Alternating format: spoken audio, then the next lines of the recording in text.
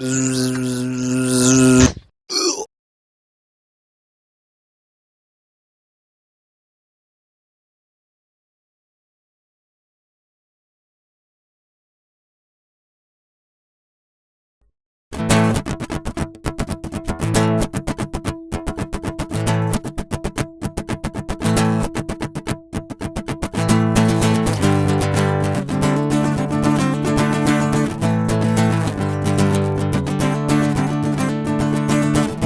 ist beim 5. Bier, es wird so sie seit reden voll. Und ich bin grad dabei, dass ich mir 6.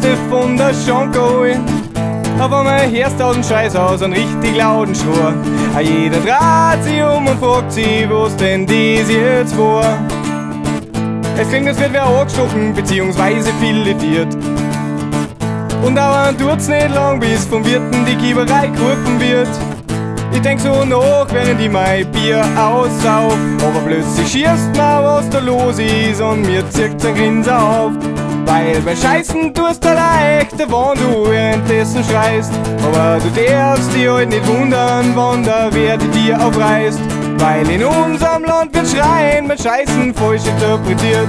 Aber ich kämpf dafür, dass dies endlich salonfähig wird.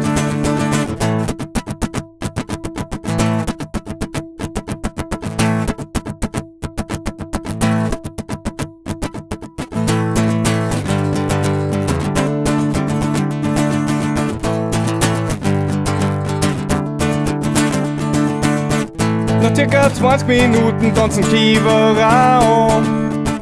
Und machen sie ganz entsetzt, das geschreit aus dem Scheißhaus an.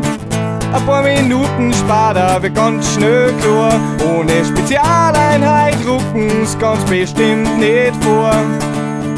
Nach einem kurzen Funkspruch steht die Elite da und sitzen übermotiviert an Rambogan.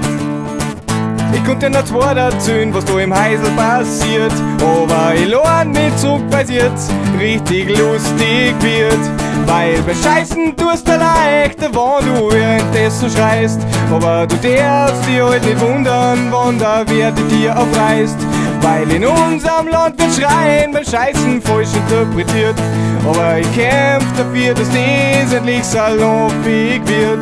Weil bei Scheißen tust du leicht, wenn du währenddessen schreist. Aber du darfst dich halt nicht wundern, wann der Wert dir aufreißt. Weil in unserem Land wird Schreien bei Scheißen falsch interpretiert. Aber ich kämpf dafür, dass dies endlich salonfähig wird.